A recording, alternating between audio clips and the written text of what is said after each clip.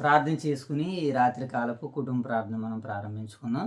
దేవాతి దేవుడు మరి గతించినటి ఈ ఉదయకాల సమయం అంతా మనల్ని కాపాడి, ఈ సాయంత్ర రాత్రి కాల సమయంలో వేగురమే ఆయన సన్నిధి భాగ్యాన్ని మనకు అనుగ్రహించి, ఆయన సన్నిధి కాంతులు మరి నేటి కుటుంబపు ప్రార్థన ద్వారాగా దేవుడు మనకు అనుగ్రహిస్తున్న విధానాన్ని బట్టి పరలోకమందున్న కన్న తండ్రికి కృతజ్ఞతలు, స్తుతులు, స్తోత్రాలు తెలియజేసుకుంటూ మరి రాత్రికాలపు కుటుంబపు ప్రార్థనలో న్యాయాధిపతుల గ్రంథము 4వ అధ్యాయాన్ని నేడు బైబిల్ పఠనంగా లేఖన భాగాలు చదువుకుంటూ నేటి పరిచర్యను మనం ప్రారంభించుకుందాం. ముందుగా ఈ పరిచర్యను ప్రార్థన ద్వారాగా మనం ప్రారంభించుకుని నేటి పరిచర్యలో మరింత ముందుకు వెళ్ళే ప్రయత్నాలు చేద్దాం. మోషబాబు ప్రార్థనతో నేటి కుటుంబ ప్రార్థనలోనికి మనం ప్రవేశపెడదాం.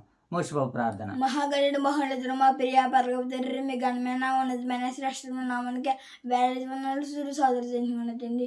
ఇదిగోండి తండ్రి, ఈ రాత్రికాల సమయంలో తండ్రి నా ఎదుపతుల గ్రంథము తండ్రి 4వ అధ్యాయం తండ్రి మేము చదువుతుండగా మాకు సమృద్ధిమైన తెలుగు జ్ఞానాన్ని ప్రదర్శించండి తండ్రి. ఇదిగోండి తండ్రి, ఈ రాత్రికాల సమయంలో తండ్రి ఇదిగోండి తండ్రి కుటుంబ ప్రార్థన ముగించుకుని తండ్రి బైబిల్ తరగతికి మేము వెళ్తున్నాము. మాకు సమృద్ధిమైన తెలుగు జ్ఞానాన్ని ప్రదర్శించండి తండ్రి. ఇదిగోండి తండ్రి, ఈ రాత్రికాల సమయంలో మా స్థానిక సంఘాన్ని జ్ఞాపకం చేసుకుంటున్నాం తండ్రి. ఓదూరు వయసున స్థానిక సంఘాలు దీని వాంచి కాచి కాబట్టి మీ వాక్యాన్ని బోధిస్తున్న బియ్యల రాజుని కూడా దీని సాయంత్రం కాచి కాబట్టి తండ్రి. ఈ చిన్ని ప్రార్థన తప్పు పరవశం నేర్చుకుంటూ ఈ ప్రార్థన యేసుకృష్ణ వచ్చి మా ప్రియ పరలోకపు తండ్రి. ఆమేన్. జయ తల్లి ప్రార్థన. ప్రార్థనతో అమ్మాయికి వేరు చేసుకున్నా తండ్రి. ఈ రాత్రి కాల సమయంలో వేగురుమతండి పాసలు కూడా చేసి ఎంత ఉన్నదండి.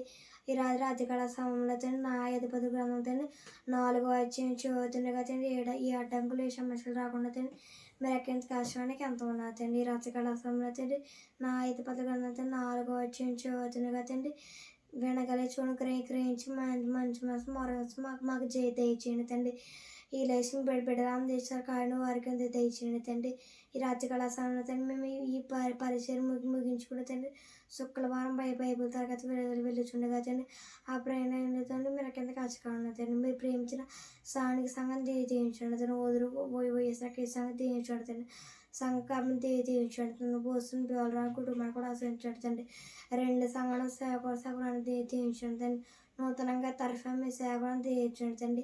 ఈ చిన్న ప్రాణాలు కింద తీర్చుకుంటారని ప్రార్థన యేసుక్రీస్తు నడుతున్న ప్రార్థన. Right, very good. ప్రార్థన చేసుకుందాం.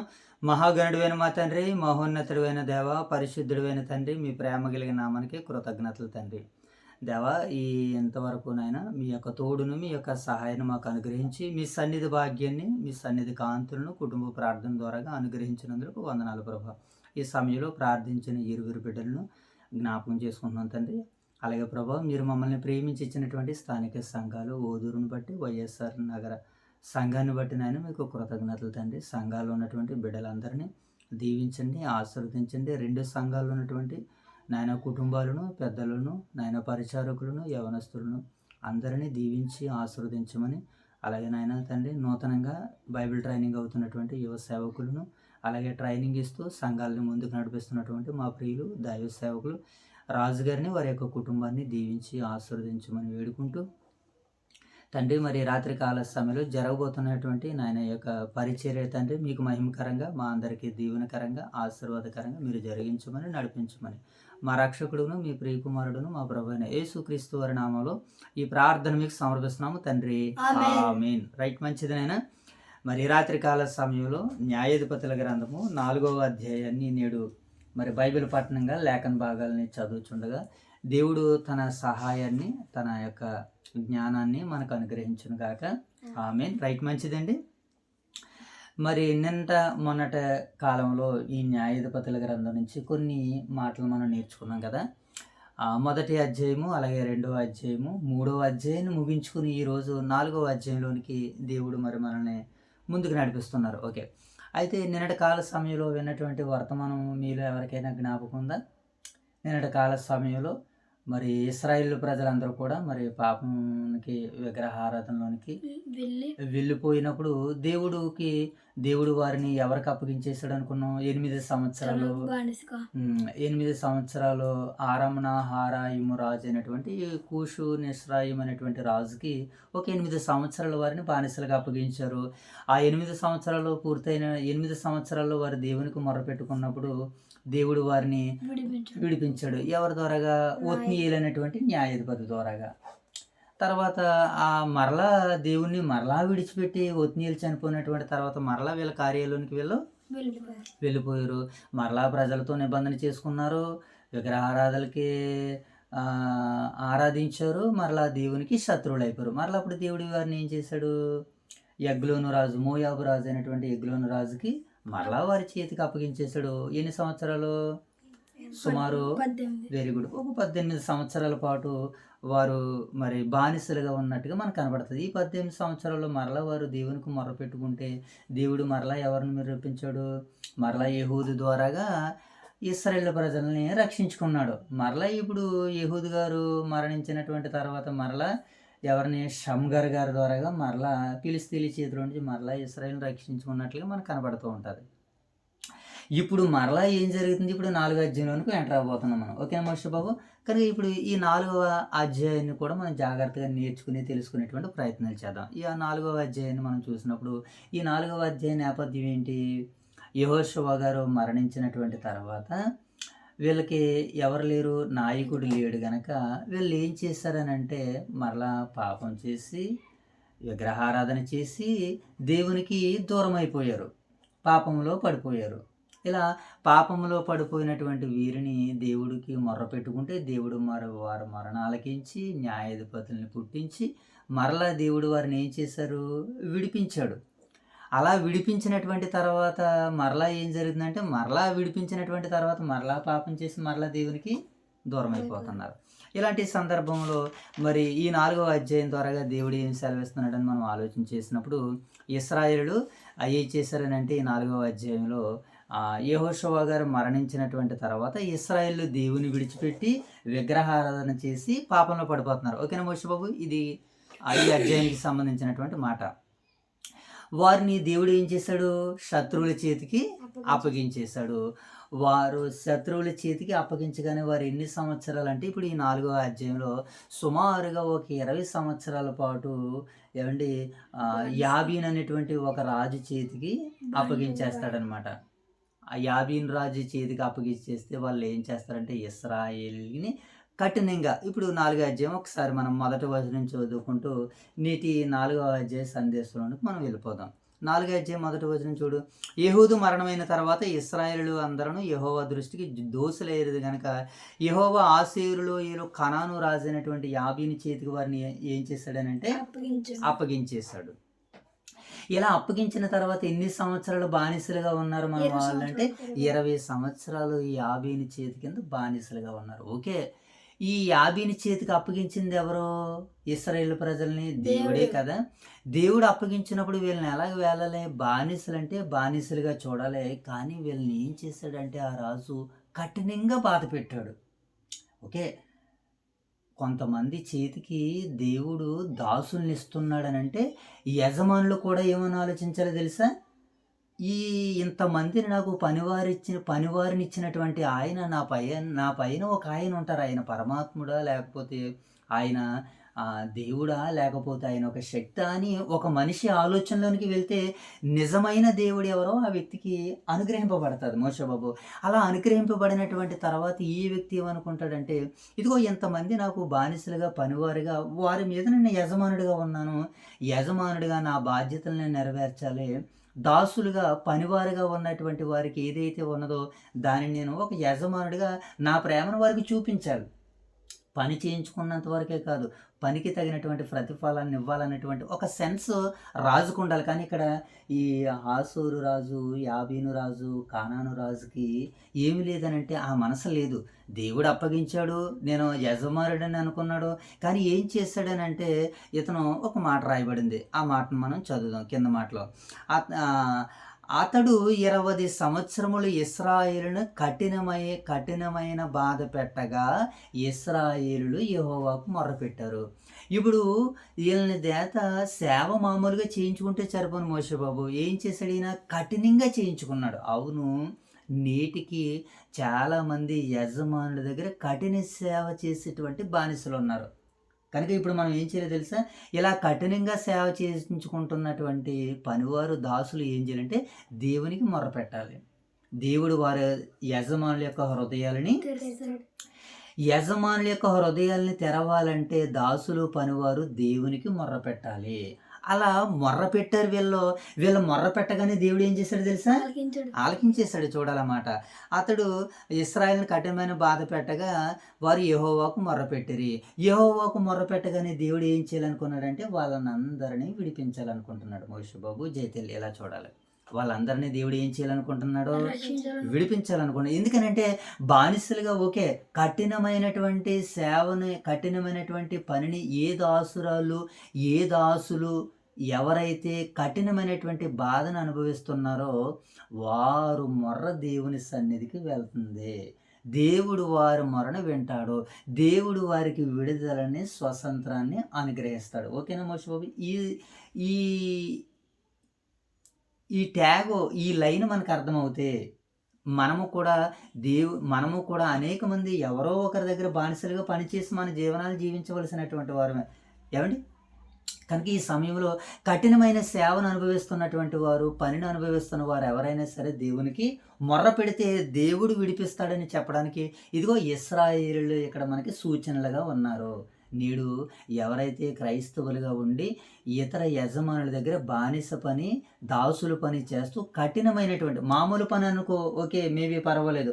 ఒకవేళ నిజంగా వాస్తవానికి ఎవరైతే కఠిన బాధను అనుభవిస్తున్నారో దేవుడు వారికి విడుదలను అనుగ్రహిస్తున్నాడో నేటి పరిచర్యను బట్టి ఒక దేవుని పనివారుగా ఈ పరిచర్య ద్వారా మనం ఎదుటి వరకు చెప్పొచ్చు. ఓకేనా? అలాగ ఇశ్రాయేలీయులు యాబీని చేతులు 20 సంవత్సరాలు, ఎన్ని సంవత్సరాలు? 20 సంవత్సరాలు కఠినంగా బాధపడ్డారు. అప్పుడు దేవునికి మొరపెట్టుకుంటే దేవుడు వారిని ఏం చేస్తున్నారంటే విడిపిస్తున్నాడు. ఎవరి ద్వారాగా? వీళ్ళని విడిపించడానికి దేవుడు కొంతమందిని పుట్టించాడు. దేవుడు చూసారా? ఇశ్రాయేలుని విడిపించడానికి దేవుడు ఏం చేశాడు? కొంతమంది న్యాయాధిపతులను పుట్టించాడు, కొంతమందిని సేవకులను పుట్టించాడు, కొంతమందిని దేవుడు ఏర్పాటు చేసుకున్నాడు. ఎవరి నిమిత్తము? ఇశ్రాయేలుని విడిపించడానికి. అదే ఇప్పుడు ఈ అధ్యాయంలో మనం వినబోతున్నటువంటి సందేశం. ఓకేనా? దీనిని బట్టి దేవుడు మనకి నేర్పించాలనుకున్నది, తెలియజేయాలనుకున్నటువంటిది మాట, సందర్భాలు ఇవే పెట్టారు. కనుక ఇప్పుడు యెహోదు మరణం తర్వాత ప్రజలు మరలా ఏం చేశారంటే పాపంలో పడిపోయారు. దేవుడు వారిని కానాను రాజు చేతికి అప్పగించేశాడు. ఆ కానాను రాజు ఎవరంటే యాబీను. ఆయన దగ్గర ఒక సైన్యాధిపతి ఉన్నాడు. Very good. ఎవరా సైన్యాధిపతి? సిసేరా అనేటువంటి సైన్యాధిపతి. ఎవరమ్మా ఆ సైన్యాధిపతి పేరు? సిసేరా. అతనికి ఏమున్నాయనంటే 900 ఇనప రథాలు ఉన్నాయి. ఆ రాజుకి, ఆ రాజ్యానికి, ఆ దేశానికి, కనాను దేశానికి, యాబీను రాజుకి ఎన్ని వందల రథాలు ఉన్నాయి? 900 రథాలతో వీళ్ళు సైన్యము, వీళ్ళు వృతులుగుతున్నారు. ఓకేనా? ఇది మనకు అర్థమవుతే ఇప్పుడు ఇదే సందర్భంలో ఈ న్యాయాధిపతుల గ్రంథం 4వ అధ్యాయంలోనే ఈ యాబీను, సిసేరా వీళ్ళిద్దరూ కలిసి కనాను దేశానికి వాళ్ళు సైనికులుగా, రాజ్యంగా ఉన్నారు. ఇప్పుడు మన ప్రజలు ఎక్కడున్నారు? ఇశ్రాయేలు ప్రజలు వారి చేతిలో బందీలుగా ఉన్నారు. ఇప్పుడు వాళ్ళని విడిపించాలి. వారిని విడిపించడానికి దేవుడు ఇప్పుడు ఎవరిని పుట్టిస్తున్నాడని అంటే ఆ కాలంలో ఇశ్రాయేలుకి న్యాయాధిపతిగా ఎవరు ఉన్నారంటే దెబోరా అనేటువంటి స్త్రీ మనకు కనబడుతుంది. ఎవరు ఇప్పుడు ఇశ్రాయేలుకి న్యాయాధిపతి? ఎవరు? దెబోరా. అంతకుముందు ఎవరు ఉన్నారు అనుకున్నాం మనము? ఒత్నీయులు గారు, యెహూదు గారు, షమ్గర్ గారు. వాళ్ళ యొక్క పని అయిపోయింది, వాళ్ళు మరణించేశారు. అంతకుముందు నాయకులైతే యెహోషువ గారు, మోషే గారు. వాళ్ళ తరం అయిపోయింది. ఇప్పుడు ఎవరి తరం వచ్చింది? ఇశ్రాయేలుని 20 సంవత్సరాల కఠిన బాధను అనుభవిస్తున్నటువంటి వారిని రక్షించడానికి దేవుడు ఇప్పుడు ఎవరిని పుట్టించాడు? న్యాయాధిపతులను పుట్టిస్తానన్నాడు ఇశ్రాయేలుని కాపాడడానికి. ఓకేనా? ఇప్పుడు ఇశ్రాయేలుని కాపాడడానికి అప్పటికి ఇశ్రాయేలుకి న్యాయాధిపతిగా ఎవరు ఉన్నారంటే జయగాడు దెబోరా అనేటువంటి స్త్రీ ఉంది. ఇప్పుడు ఈ దెబోరా అనేటువంటి స్త్రీ దగ్గర ఎవరున్నారంటే బారాకు అనేటువంటి ఒక న్యాయాధిపతి కూడా. వీళ్ళిద్దరు కలిసారు, సిసేరా గారు, బారాకు గారు. వీళ్ళిద్దరు కలిసి ఇశ్రాయేల్ అందరికీ తీర్పు తీరుస్తూ ఉండేటువంటి వారు. ఈ 4వ అధ్యాయంలో మనకు కనపడుతుంది. ఈ 4వ అధ్యాయంలో వీళ్ళిద్దరు కలిసి ఏం చేస్తూ ఉండేటువంటి వారు అంటే ఇశ్రాయేల్ ప్రజలకు ఏం చేస్తారు అంటే మోషే బాబు? తీర్పు తీరుస్తూ ఉండేటువంటి వారు. ఓకేనా? ఇప్పుడు ఈ సందర్భంలో మనకు ఒక మాట జ్ఞాపకం రావాలి. ఇప్పుడు ఎవరు ఇక్కడ న్యాయాధిపతి? దెబోరా అనగానే ఎవరు? ఒక స్త్రీ. దెబోరా అనగానే ఎవరిని మోషే బాబు? ఒక స్త్రీ. ఏమంటే ఈ స్త్రీలు మరి ప్రవక్తగా ఉన్నారు అని అంటే దేవుని యొక్క చిత్తం అది.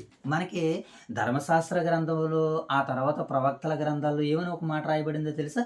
ఈవిడ ఇక్కడ ఆల్రెడీ న్యాయాధిపతిగా ప్రవక్తిగా ఉంది, న్యాయాధిపతిగా ఉంది, ప్రవక్తగా ఉంది. ఒక మాటలో చెప్పాలంటే ప్రవక్త. న్యాయాధిపతి ఎవరు అనుకుంటే బారాకు గారు అని అనుకోవచ్చు.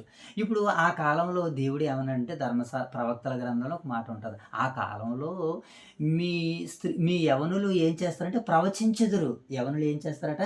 ప్రవచించెదరు. వాళ్ళు ఎవరు అని అంటే స్త్రీలుగా మనకి పరిగణించబడి.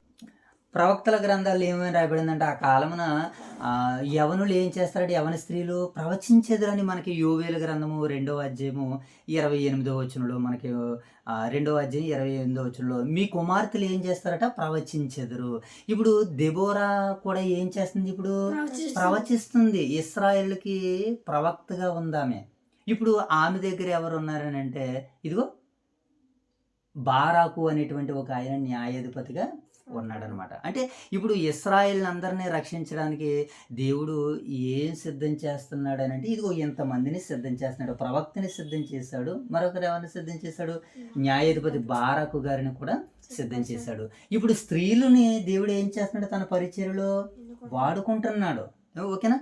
ఇప్పుడు ఈవిడ స్త్రీ. అందుకనే మన గలతీ పత్రిక 3వ అధ్యాయం 28వ వచనంలో కూడా ఇదిగో క్రీస్తు యేసులోనికి బాప్తిసం పొందినటువంటి మీరందరూ కూడా యూదుడని గ్రీసు దేశస్థుడని అలాగే పురుషుడని స్త్రీ అని భేదం లేదు, అందరిని కూడా ఏకమై ఉన్నారు. ఎవరిని? ఇశ్రాయేలు ప్రజలను ఆనాడు వాళ్ళు రక్షించారు. ఈనాడు క్రైస్తవులుగా మన లోకంలో ఉన్నటువంటి వారిని రక్షించడానికి స్త్రీ అని పురుషుడని భేదం లేకుండా అందరం కలిసి మరి క్రీస్తులోనికి అనేకులను నడిపించాలని ఈ భాగం మనకి ఇక్కడ సెలవిస్తుంది. ఓకే, రైట్, మంచిది. అయితే ఇప్పుడు ఈ భాగంలో మనం ఇంకా ఈ 4వ అధ్యాయం మనం ఆలోచన చేస్తున్నప్పుడు ఇక్కడ బారాకు గారు, దెబోరా గారు ఇరువురు కలిసి యుద్ధానికి వెళ్ళాలి. ఇప్పుడు ఎవరి మీదకి? కానాను రాజు అయినటువంటి యాబీని మీదకి యుద్ధానికి వెళ్ళాలి. అలా యుద్ధానికి వెళ్తున్నప్పుడు దెబోరా ఏమంటుందని అంటే బారాకుని పిలిచి నువ్వు 10,000 మంది సైన్యాలు తీసుకుని అతని మీదకి యుద్ధానికి వెళ్ళు అని అనగానే బారాకి ఏం చేస్తాడనంటే నువ్వు నాతో వస్తేనే కానీ నేను వెళ్ళనంటాడు. ఎవరో? బారాకు గారు యుద్ధానికి ఎవరి మీదకి వెళ్ళాలి? చేతిల్లి కనానీయులకి యుద్ధానికి వెళ్ళాలి. యుద్ధానికి వెళ్ళాలనుకున్నప్పుడు ఈవిడ ప్రవక్త కదా, చెబుతుంది. న్యాయాధిపతి అయినటువంటి బారాకి చెబుతుంది, నువ్వు వెళ్ళి అతనితో యుద్ధం చేయి, 10,000 మంది సైన్యాన్ని తీసుకుని వెళ్ళంటే అతను ఏం చేస్తాడంటే నువ్వు నాతో పాటు వస్తేనే కానీ నేను వెళ్ళనంటాడు. ఎవరైనా? బారాకు గారు. బారాకు గారికి ఏంటంటే భయం వేసింది.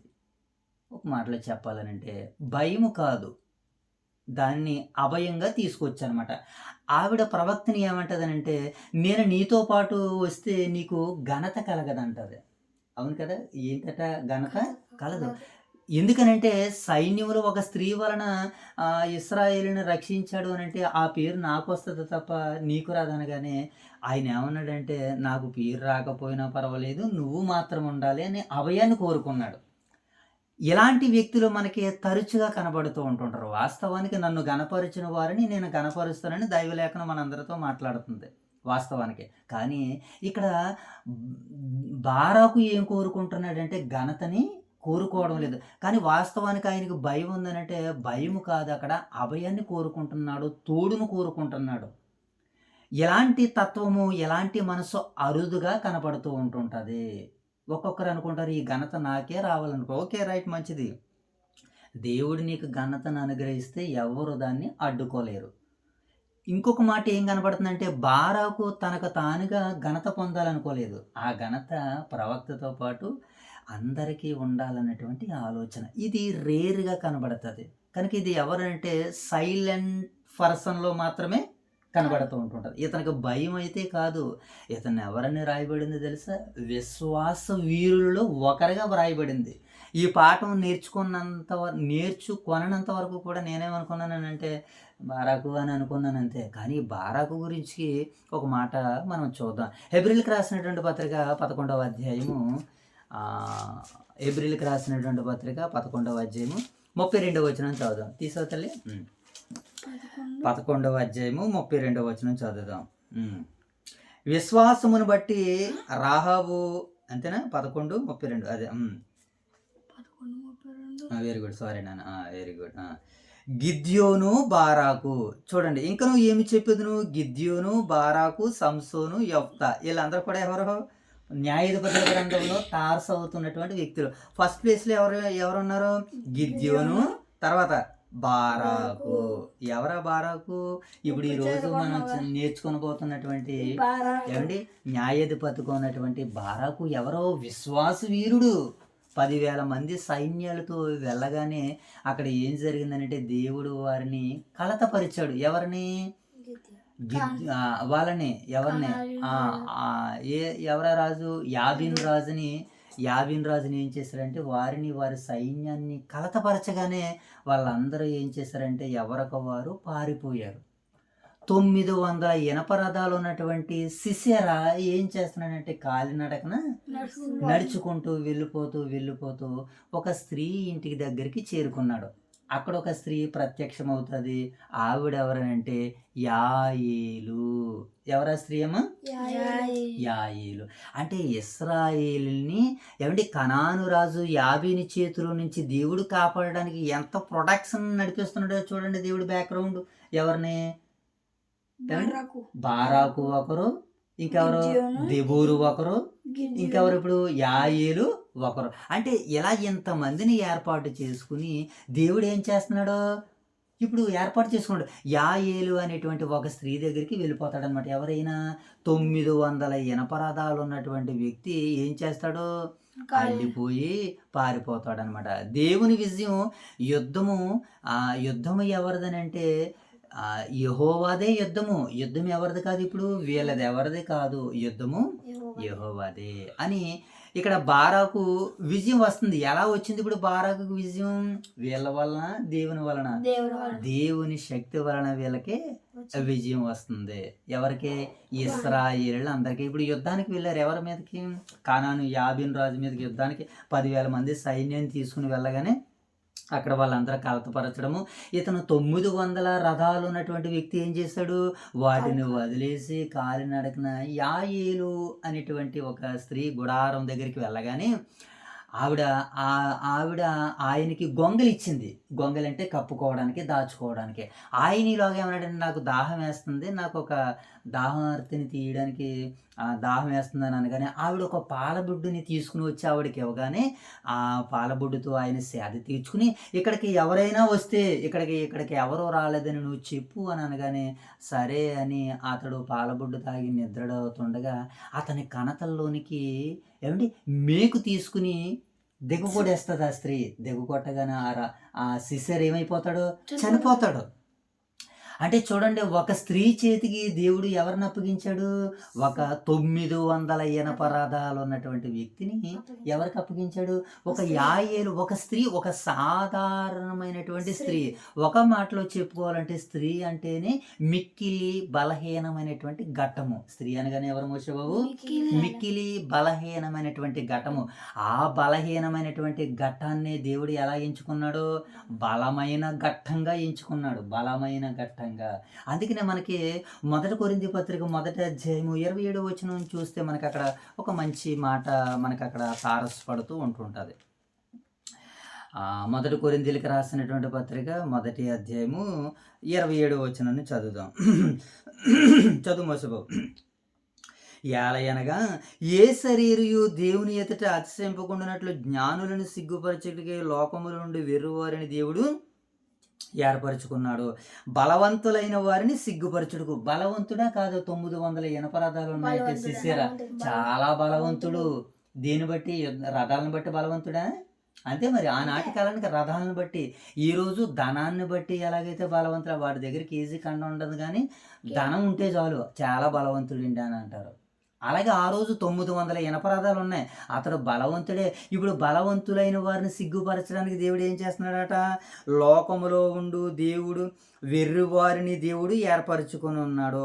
బలవంతులైన వారిని సిగ్గుపరచడానికి లోకములో బలహీనులైన వారిని దేవుడు ఏర్పరచుకున్నాడు. ఇప్పుడు యాయేలు స్త్రీ ఎవరో? బలహీనురాలు. స్త్రీ అనగానే బలహీనమైనటువంటి ఘట్టం. ఆ స్త్రీ ద్వారాగానే దేవుడు ఇశ్రాయేలు ప్రజలకు ఏమి ఇచ్చాడు? ఇప్పుడైనా విజయాన్ని ఇచ్చాడు నాయన. వాళ్ళకి అందరికి ఏమి ఇచ్చాడు? విజయాన్ని ఇచ్చాడు. విజయాన్ని ఇచ్చాడు. కనుక బలహీనమైనటువంటి ఘట్టాన్ని దేవుడు బలమైన ఘట్టంగా వాడుకుంటాడు. కనుక ఈ సందర్భాలను బట్టి మనకి ఏం అర్థమవుతుందని అంటే, ఏమండి, ఒక మంచి మాటను మనం చూద్దాం. ఎందుకనంటే యుద్ధాన్ని దేవుడు అక్కడ ఈ కానానీయుల వారిని కలవరపరచగానే వారందరూ కూడా ఏమైపోయారనంటే బెంబిర్లు ఎత్తిపోయారు. కనుక ఆ భాగాలు మనం అర్థం చేసుకోవడానికి ఒక మంచి రెఫరెన్స్ చూద్దాం. 2వ దినవృత్తాంతాల గ్రంథము 20వ అధ్యాయము 15వ వచనాన్ని చదువుదాం. 2వ దినవృత్తాంతాల గ్రంథము 20వ అధ్యాయము 15వ వచనం చదువుదాం. 2వ దినవృత్తాంతాల గ్రంథము 20వ అధ్యాయము 15వ వచనాన్ని చదువుదాం. యోధావారులారా, యెరూషలేము కాపరస్తులారా, యెహోషాపాతు రాజా, మీరందరూ ఆలకించండి. యెహోవా సెలవిచ్చినది ఏమనగా, ఈ గొప్ప సైన్యమునకు మీరు భయపడకుడి. ఈ గొప్ప సైన్యానికి ఏం చేయొద్దు అంటున్నాడు?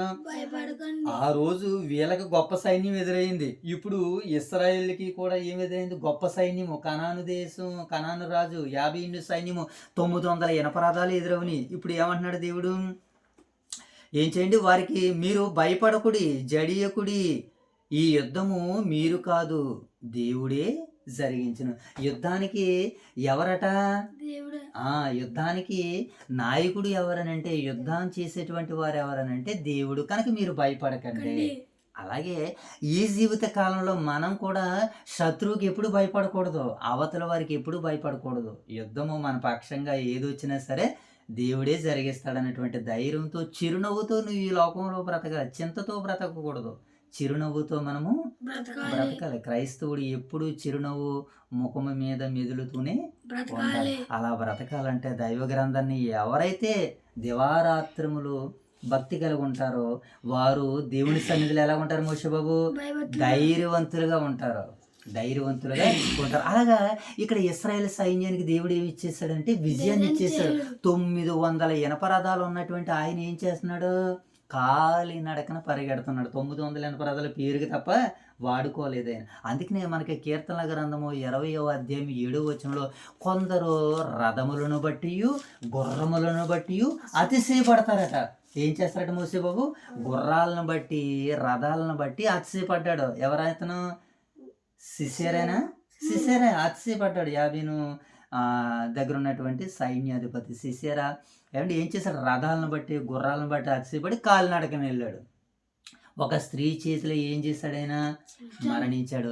ఈ రీతిగా వారికి అందరికీ ఏం వచ్చిందంటే విజయాన్ని దేవుడు ఇచ్చాడు. ఇప్పుడు యాయేలు అసాధారణమైనటువంటి సాధనం దేవుడు ఎలా చేశాడు? ఏమంటే చక్కనటువంటి సాధనంగా దేవుడు నిలబెట్టాడు. అన్యుల మార్గంలో దేవుడు ఏం చేస్తాడో తెలిసిన ఆయన పని చేస్తూ ఉంటుంటాడు దేవుడు. స్త్రీ బలహీనమైనటువంటి ఘట్టాన్ని దేవుడు ఇప్పుడు ఎలా వాడుకున్నాడో బలమైనటువంటి ఘట్టంగా వాడుకున్నారు. ఇప్పుడు వీళ్ళందరూ కూడా మన పూర్వీకులు ఇశ్రాయేలు అందరూ కూడా ఇక్కడ ఈ అధ్యాయంలో ఏం చేశారంటే పాపాన్ని చేస్తున్నారు. ఏం చేస్తున్నారండి ఆయన? పాపము మనిషికి ఏం చేస్తారంటే ప్రమాదకరం తెచ్చిపెట్టింది. ఇప్పుడు అందరూ ప్రమాదకరంగానే కదా యుద్ధానికి వెళ్ళి వాళ్ళందరినీ కాపాడారు. కనుక పాపము మనల్ని ఏం చేస్తూ ఉంటుంది అంటే బంధిస్తూ ఉంటుంటుంది. దానికి దేవుడు కరుణామయుడు కనుక ప్రజల మొరని ఏం చేస్తూ ఉంటాడు? ఆలకించి వారిని రక్షిస్తాడు. ఒక మంచి మాట చూద్దాం. కీర్తనల గ్రంథము 34వ అధ్యాయము 17వ వచనం చదువుదాం. కీర్తనల గ్రంథము 34వ అధ్యాయము 17వ వచనం చదువుదాం. ఏమని రాయబడింది అక్కడ? 34వ అధ్యాయము 17వ వచనం. నీతిమంతులు మొర్రపెట్టగా యెహోవా ఆలకించును, వారి శ్రమలన్నిటిలో నుంచి వారిని ఏం చేస్తాడట? 20 సంవత్సరాలు కఠినమైన బాధ చేయించుకున్నటువంటి వారి చేతిలో నుంచి దేవుడు ఏం చేశాడు? తనకు మొర్రపెట్టారు, దేవునికి మొర్రపెట్టుకున్నారు. దేవుడు ఏం చేశాడట? వారిని యెహోవాకు ఆయన మొర్రపెట్టగా వాళ్ళందరూ కూడా ఏం చేస్తారంట? ఆయన మొర్రలో నుంచి ఆయన వారిని కాపాడాడు. నీతిమంతులు మొరపెట్టగా యెహోవా ఆలకించును, వారి శ్రమలన్నిటిలో నుంచి ఆయన ఏం చేశాడట? వారిని విడిపించాడు. ఆ రోజు 50 చేతిలో నుంచి ఇశ్రాయేలుని విడిపించాడు కదా. ఈరోజు ఎవరి దగ్గర అయితే మనము బానిసలుగా కఠినమైన సేవ చేయించుకునేవారుగా మనం కూడా ఉన్నామో దేవుడు కూడా మనకి ఏం చేస్తాడు మోషే బాబు? విడుదలనిస్తాడు. ఏం చేస్తాడు? మనకి స్వతంత్రాన్ని ఇస్తాడు. ఆయన వారి శ్రమలన్నిటిలో నుంచి వారిని రక్షించాడట. ఈరోజు నీ నా శ్రమ ఎంత? అవసరమైతే మనం ఎవరి దగ్గర బానిసలుగా చేసినా ఒక 2 సంవత్సరాలు, 3 సంవత్సరాలు, 4 సంవత్సరాలు అంతే. ఇంకా అంతమించి బానిసేవ ఎవరి దగ్గర చేయలేరు, ఉండరు, వచ్చేస్తారు. దానికంటే బెటర్ది స్వతంత్రమైనటువంటి దాంట్లోనికి వెళ్ళడానికి సిద్ధపడుతూ ఉంటుంటారు. కనుక ఈ రకంగా ఇశ్రాయేలు వారికి ఏమొచ్చిందంటే ప్రియులారా, విజయం వచ్చింది. ఇప్పుడు నాయకత్వాన్ని ఎవరు వహించారు? దెబోరా నాయకత్వంగా వహించింది. కనుక దెబోరా నాయకత్వం వహించింది. నాయకత్వం లేకపోతే ఏమవుతారట జనులు? ఒకసారి సామెతల గ్రంథము 11వ అధ్యాయము 14వ వచనం చూద్దాం. నాయకులు లేని జనులు ఏం చేస్తారంటే చెడిపోతారు. కనుక ఒక మంచి నాయకురాలుగా ఉన్నది ఎవరనంటే ఇక్కడ దెబోరా ప్రవక్త. అంతే, దెబోరా ఒక మంచి ప్రవక్తగా, ఇశ్రాయేలుకి న్యాయాధిపతిగా మరి ఆవిడ సేవలు అందించినట్లుగా మనకి కనపడుతుంది. కనుక ఆ రోజు ఆ విశ్వాసంతో ఏం చేశాడనంటే ఆయన భయంతో ఒక మాటలో కాదు కానీ అభయంతో ఆయన ఏం చేశాడంటే యుద్ధానికి వెళ్ళాడు. ఈరోజు మనం ఎలాగ వెళ్ళాలి యుద్ధంలోనికి? విశ్వాసంతో యుద్ధానికి వెళ్ళాలి. విశ్వాసం లేకుండా దేవునికి ఇష్టడై ఉంటే అసాధ్యం. కనుక మనం పోరాడినది శరీరాలతో కాను కానీ లోకాధికారులతో కాదు కానీ ఆకాశ మండలం ఉన్నటువంటి దురాత్మలతో మనం పోరాడాలి. కనుక ఇప్పుడు మనం ఏం చేయాలి? విశ్వాసంతో ముందుకి మరి ఈ విజయ రంగంలో ముందుకు వెళ్ళాలని మనకి దేవుని మాటలు సెలవిస్తున్నాయి. కనుక దేవుని ఆలోచనలు ఎలా ఉంటాయంటే చాలా ఆశ్చర్యకరంగా ఉంటాయన్నమాట. దేవుని ఆలోచనలు ఎలా ఉంటాయి మోషే బాబు? చాలా ఆశ్చర్యంగా. మీ తలంపులు నా తలంపులు వంటివి కాదు, మీ మార్గములు నా మార్గములు మీ మార్గములు వంటివి కావు.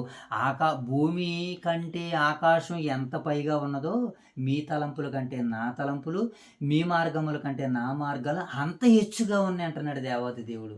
ఇశ్రాయేలు ఎన్నిసార్లు వారు పాపములో పడినా దేవునికి మొరపెట్టుకుంటే దేవుడు వారిని రక్షించాడు. అలాగని నేడు మనం పాపం చెయ్యాలన్నది కాదు కానీ ఎప్పుడైనా మనం పాపములో పడితే మనల్ని తిరిగి లేవనెత్తడానికి, మనం ఒకవేళ దాసులుగా ఉన్నా బానిసలుగా ఉన్నా రక్షించడానికి మనం మొరపెట్టుకుంటే ఆయన మనల్ని కాపాడుతాను అంటున్నాడు. ఒకవేళ నిజంగా మనం పాపంలో పడిపోయామే చూడండి, కావాలని పాపం చేసి మనం పాపంలో పడిపోతే దేవునికి మనం ప్రార్థన చేయగలమా? చేయలేం. మనం అనుకోకుండా పాపంలో పడితే ప్రార్థన చేస్తే ఆ ప్రార్థన దేవుడు విని మన పాపంలో నుంచి విడిపిస్తాడు. ఈరోజు మనం కావాలని పాపం చేసేవారు ఎక్కువ, ప్రార్థన చేసేవారు కూడా తక్కువే. కనుక మనము పాపం చేయకుండా ప్రార్థన చేస్తూ మనం అందరం కూడా మరి దేవుడు మనకు నియమించినటువంటి మార్గాల్లో ముందుకు వెళ్ళాలని ఈ పాఠాలు మనకు సెలవుస్తుంది. కనుక ఇప్పుడు ఈ 4వ అధ్యాయంలో పాత్రలు ఎవరెవరు పాత్రలు మనకు కనపడుతున్నారో? 4 పాత్రలు కనపడతారు. Very good. ఈ 4 ఎవరెవరు ఏమండి? ఇప్పుడు కనాను రాజు అయినటువంటి యాబీను, అతని దగ్గర పనిచేస్తున్నటువంటి వారు ఎవరో? సిసేరా. ఓకే, వాళ్ళిద్దరు. ఇప్పుడు ఇశ్రాయేలుకి న్యాయాధిపతిగా ఉన్నటువంటి ఆమె ఎవరో? దెబోరా. ఇప్పుడు అక్కడ ప్రవక్తగా, అక్కడ న్యాయాధిపతిగా ఉన్నటువంటి వ్యక్తి ఎవరో? బారాకు గారు. ఏమండి?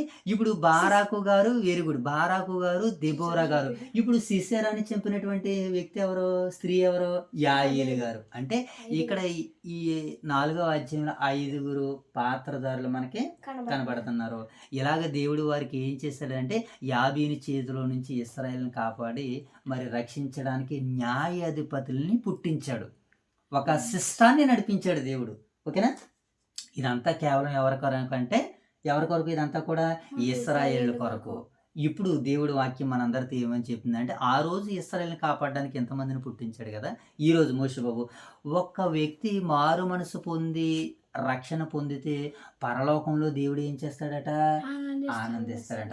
ఇప్పుడు ఎవరైతే పాపంలో పడిపోయిన వ్యక్తి ఉన్నాడో ఆ వ్యక్తిని కాపాడే పనులు మీరు నేను కూడా ఉండాలి. అలా ఉంటున్నప్పుడు దేవుడు మనకి ఏం చేస్తాడో, ఆ సిసేరా గారికి క్షమించండి, ఆ దెబోరా గారికి, అలాగే బారాకు గారికి, యాయేలు గారికి దేవుడు ఎలాగైతే తోడుగా ఉన్నాడో మనకి కూడా అలాగే తోడుగా ఉంటాడు. ఇప్పుడు నశించిపోతున్నటువంటి ఆత్మల కొరకు మనం ఏం చేయాలి?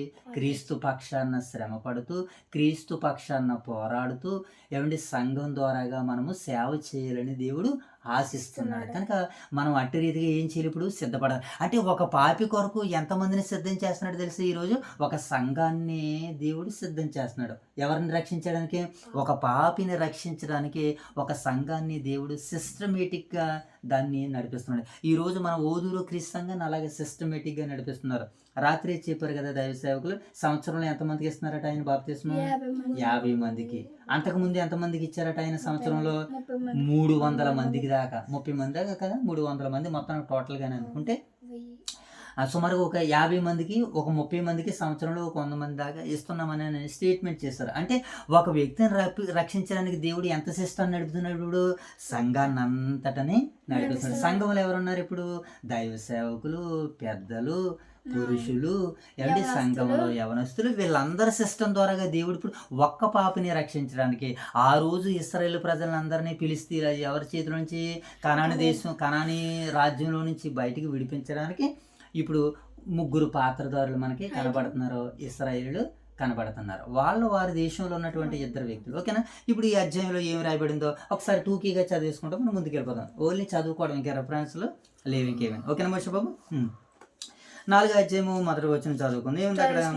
యెహూదు మరణమైన తర్వాత ఇశ్రాయేలు ఇంకా యెహోవా దృష్టికి దోషులేరు గనక యెహోవా ఆసోరులోయలు కనాను రాజైన యాబీని చేతికి వారిని అప్పగించును. అతని సేనాధిపతి అన్యుల పెహరోతులో నివసించు సిసేరా. అతనికి 900 ఇనపరాధములు ఉండెను.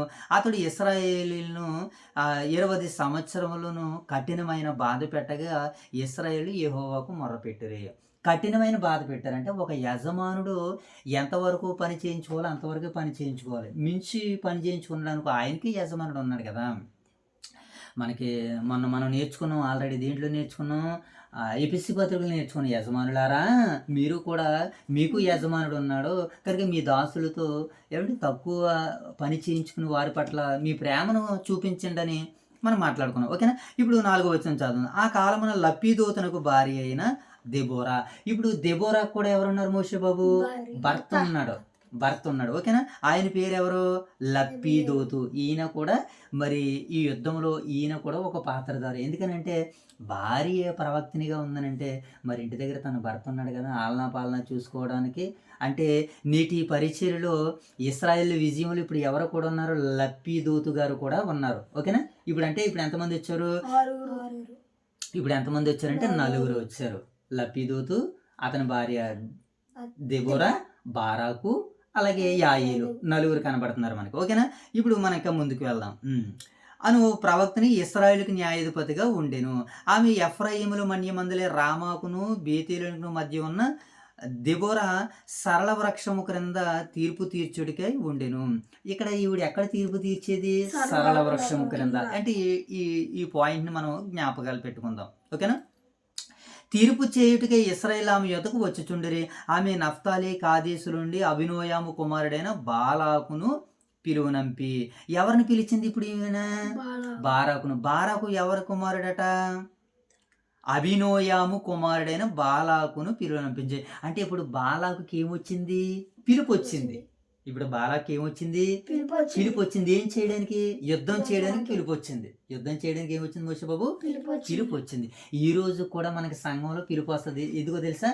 సువార్తని, సేవని, పరిచర్యని, పనులు చేయడానికి.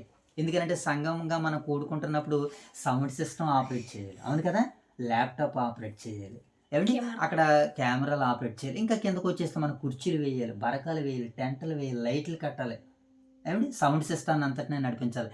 అలాగా మనకి ఈరోజు సంఘం ద్వారా పిలుపు వస్తుంది. ఆ రోజు దెబోరా ప్రవక్తని ఈ స్త్రీ ఎవరిని పిలిచింది తన పరిచర్య కొరకు? ఏమండి అభినోయాము కుమారుడైనటువంటి బారాకును పిలిచింది. ఓకేనా, దీన్ని మనసులో పెట్టుకోండి. కింద మాటలు చదువుదాం.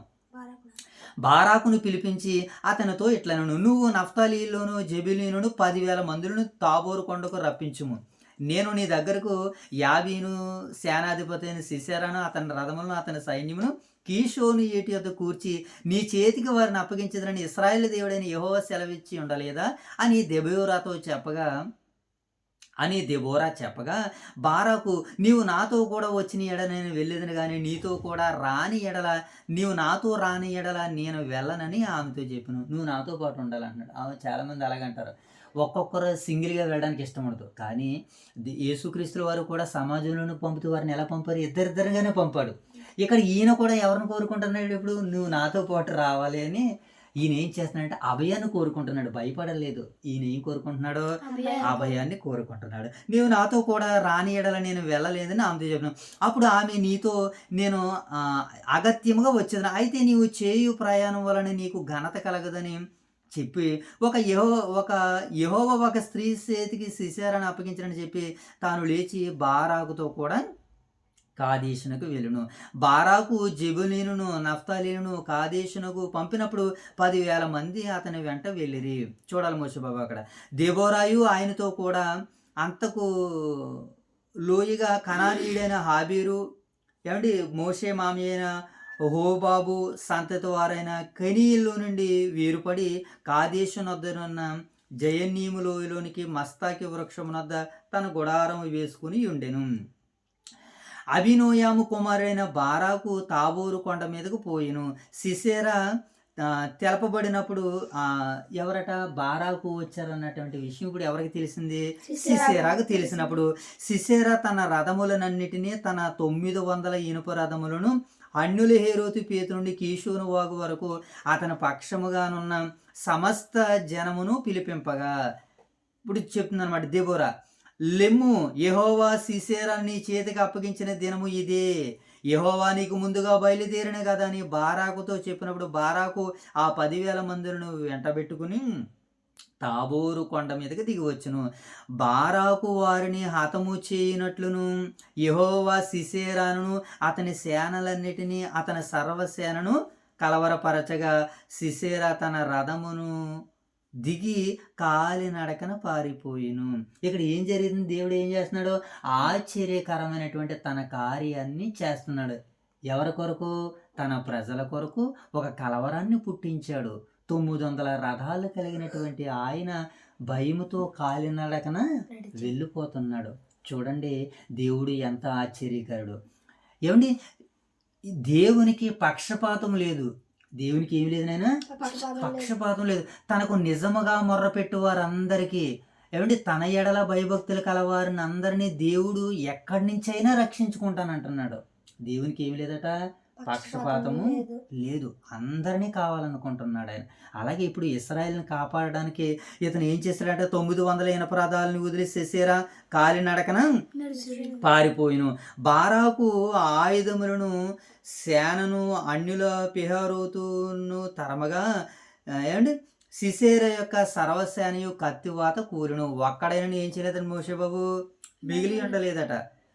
ఆసూరు రాజైన యాబీనును కనానీయుడని హెబేరు వంశస్థులకును సమాధానము కలిగి ఉండను గనక సిసెరా కాలినడకన కనానీయుడికి హెబేరు భార్య అయిన యాయేలు గుడారానికి వెళ్ళిపోడు. అంటే ఈ గుడారం వీళ్ళకి ఆల్రెడీ కొంచెం పరిచయం ఉంది, వెళ్దాంలేని అక్కడికి వెళ్ళాడు. వెళ్ళిన తర్వాత ఏం జరిగింది? అప్పుడు యాయేలు సిసెరాని ఎదుర్కొని పోయి అతనిని చూసి, నా ఏలిన వాడా నా తట్టు తిరుగుము భయపడకమని చెప్పినప్పుడు అతడు ఆమె గుడారమునకు జొచ్చును. 19 వచనం.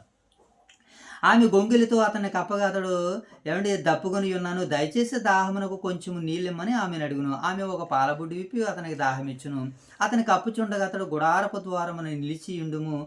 ఎవడే గాని లోపలికి వచ్చి ఇక్కడ ఎవడైనను ఉన్నాడని నిన్ను అడిగిన ఎడల నీవు ఎవడనూ లేడని చెప్పమను. పిమ్మట హెబేరు భార్య అయిన యాయేలు, ఇక్కడ ఆ యాయేలు భర్త ఎవరినైనా ఎవరో హెబేరు భార్య అయినటువంటి యాయేలు. ఇక్కడ హెబేరు గారు కూడా కనబడుతున్నారు. అక్కడ ఎవరు? దెబోరా భర్త ఎవరు? లపిదోతు. ఇక్కడ ఎవరు కనబడుతున్నారు? హెబేరు లపిదోతు. వీళ్ళ భర్తలు కలిగి ఉన్నారు, భార్యలు కలిగి ఉన్నారు. భార్యలు భర్తలు ఎవరి పనిలో ఉన్నారు? ఇప్పుడు దేవుని పనిలో ఉన్నారు. అందుకని ఇప్పుడు కుటుంబం అంతా ఎవరి పనిలో ఉండాలి మోషేబాబు? దేవుని పనిలో ఉండాలి. ఇప్పుడు సంఘం అంతా ఎవరి పనిలో ఉంది? దేవుని పనిలో ఉంది. చూద్దామా మంచి మాటని. హెబేరు భార్య అయినటువంటి యాయేలు గుడారమీకు తీసుకుని సుత్తి చేత పట్టుకుని అతని యొద్దకు మెల్లగా వచ్చి అతనికి అలసట చేత గాఢ నిద్ర కలిగి ఉండగా నేలకు దిగినట్లుగా ఆ మేకును అతని కనతల్లో దిగగొట్టగా ఇతడు చచ్చెను. బారాకు సిసెరాను తరుముచుండగా, ఏమండి బారాకు ఏం చేస్తున్నాడు? సిసెరాను తరుగుతున్నాడు. నాయన ఆల్రెడీ సిసెరా ఏమైపోడు? యాయేలు అతన్ని ఎదుర్కొని వచ్చి, రమ్ము నువ్వు వెతుకుచున్న మనుషుడు నీకు చూపించదనగా అతడు వచ్చినప్పుడు సిసెరా ఏమండి చచ్చి పడి ఉండెను. ఆమెకు అతని కణతలలో నుండెను. కణత ఆ మేకు అతని కణతల్లో ఉండెను. 23వ వచనం, ఆ దినమున దేవుడు ఇశ్రాయేలు ఎదుట కనాను రాజని యాబీదును అణిచెను. ఎవరైతే ఇశ్రాయేలీని అణిచారో వారే అతనిని అణిచారు. అవును, దేవుని పట్ల నమ్మకం ఉంచాలే కానీ ఎవరైతే ఒకవేళ ఎవరి చేతుల్లో అయితే మన ఇబ్బందుల్ని సమస్యలను అనుభవిస్తున్నామో వారిని దగ్గరే వారిని ఏం చేస్తాడు దేవుడు? పెడతాడు, అనిస్తాడు. ఏమండి, కొంతమంది పని చేయించుకున్నటువంటి వారు వాళ్ళ దగ్గర ఏం చేస్తారో తెలుసా? ఆయన ఇన్ని పనులు చేయించుకుంటారు. ఒకనొక సమయంలో కాలు నొప్పి ఉంటుందని, ఏళ్ళు నొప్పి పెట్టిందానికి ఏం చేస్తారు? నా కాలు ఏళ్ళు కొంచెం నువ్వు శుభ్రం చేయని తన యజమానురాలు లేదా తన యజమానుడు ఎవరైతే ఉన్నారో వాళ్ళని ఏం చేస్తారో? బ్రతిమలాడుకుంటారు కదా. అలా ఇది ఒక భాగం. అయితే మరొక భాగం ఏంటంటే ఎవరైతే వీళ్ళ దగ్గర సేవ చేయించుకున్నారో వాళ్ళే తిరిగి వీళ్ళ దగ్గర సేవ చేయించుకునేటట్టుగా మనకి కొన్ని ఎవిడెన్స్ కూడా బైబిల్ గ్రంథంలో కనబడుతూ ఉంటుంటాయి. అలాగే ఏమైందంటే ఇప్పుడు ఆ తర్వాత వారు కనాను రాజైన యాబీనును సంహరించుటకు ఇశ్రాయేలు చెయ్యి కనాను రాజైన యాబీదునకు విరోధముగా అంతకంతకు హెచ్చయిందట. ఇశ్రాయేల్ అంతకంతకు కూడా ఏమయ్యారట? ఆ దినమున దేవుడు ఇశ్రాయేలు ఎదుట కనాను రాజైన యాబీదును అణిచెను. ఆ తర్వాత వారు కనాను రాజైన యాబీనును సంహరించే వరకు ఇశ్రాయేలు చెయ్యి కనాను రాజైన యాబీనుకు విరోధముగా అంతకంతకు హెచ్చాయిను. ఏమండి, ఇశ్రాయేలు చెయ్యి కనాను రాజైన యాబీనుకు విరోధముగా అంతకంతకు హెచ్చయ్యారట. ఎంతగా అయితే ఇశ్రాయేలుని బాధ పెట్టాడో యాబీను అంతగా ఇతను బాధని అనుభవించాడు. ఎవడైనను క్రైస్తవుడైనందుకు బాధను అనుభవించిన ఎడల ఆ పేరును బట్టి అతడు ఏం చేయాలి? దేవుని మహిమపరచాలి. కనుక మనం బాధను అనుభవిస్తున్నామా? నీతి నిమిత్తం ఆకలి దప్పులు గలవారు ధన్యులు, పరలోక రాజ్యము వారిదని ఇలాగా బైబిల్ గ్రంథం మనకి సెలవిస్తుంది. కనుక ఈ నేటి 4వ అధ్యాయంలో ఇంతమంది వ్యక్తుల ద్వారాగా ఇశ్రాయేలుని దేవుడు కాపాడుకున్నాడు. ఈరోజు ఒక్క పాపిని రక్షించడానికి దేవుడు సంఘాన్ని, శిష్టాన్ని నడిపిస్తున్నాడు. ఆ రోజు న్యాయాధిపతులను పుట్టించాడు. పురుషులు పనిచేస్తారు, స్త్రీలు పనిచేస్తారు, ఇశ్రాయేలు పనిచేశారు. ఈరోజు క్రీస్తు సంఘం అంతా కూడా సేవ చేస్తుంది, పరిచర్య చేస్తుంది, పని చేస్తుంది. ఎవరి కొరకు తెలుసా? ఒకే ఒక్క వ్యక్తి కొరకు. అదే మారు మనసు పొందని వ్యక్తి కొరకు. ఆ వ్యక్తిని రక్షించే పనిలో ఈరోజు ఓదూరు వైఎస్ఆర్ నగర క్రీస్తు సంఘాలు ముందుకు వెళ్తున్నాయని మనము సంతోషంగా చక్కగా చెప్పడానికి దేవుడు మరి ఇంతవరకు చక్కటి పరిచయను మనకు అనుగ్రహించిన పరలోకమందున్న కన్న తండ్రికి కృతజ్ఞతలు తెలుపుకుంటూ నేటి పరిచయను ప్రార్థనతో ముగించేసుకుందాం. ఓకేనా మోషే బాబు? మహాగణుడైన మా తండ్రి, మహోన్నతుడైన దేవ, పరిశుద్ధుడైన తండ్రి, మీకు వందనాలు ప్రభువా.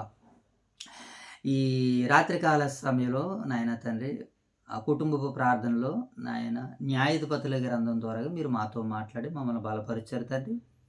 ఆ రోజు ఇశ్రాయేలుడు నాయన తండ్రి మీకు విరోధంగా పాపం చేసినప్పుడు పాపం వారిని బంధించింది ప్రభా. మరి ఆ పాపంలో ఉన్నటువంటి బందీకానాల్లో నుంచి నాయన వారు మీకు మొర పెట్టుకున్నారు తండ్రి. వారు మొర మీరు విన్నారు, వారిని మీరు రక్షించారు నాయన. రథాలను బట్టి గుర్రాలను బట్టి అతిశయించినటువంటి వారు నేల కొరిగి నాయన కణతల్లో నాయన మీకు దూర్చబడి మరణించారు ప్రభా. మరి నీ పిల్లలుగా నీ బిడ్డలుగా తండ్రి ఇశ్రాయేలు మీకు మొర పెట్టుకున్నప్పుడు తండ్రి వారిని కలతపరిచారు, వీరిని ఆశీర్వదించారు. అవును తండ్రి, నేడు కూడా మీ పట్ల మేము భయభక్తులు కలిగి ఎవరైతే యజమానుల దగ్గర సేవ చేస్తున్నారో తండ్రి కఠినమైనది కాకుండా తండ్రి కరుణ కలిగి సేవ చేయించుకోవడానికి వారి హృదయాలను మనసులను తెరవండి.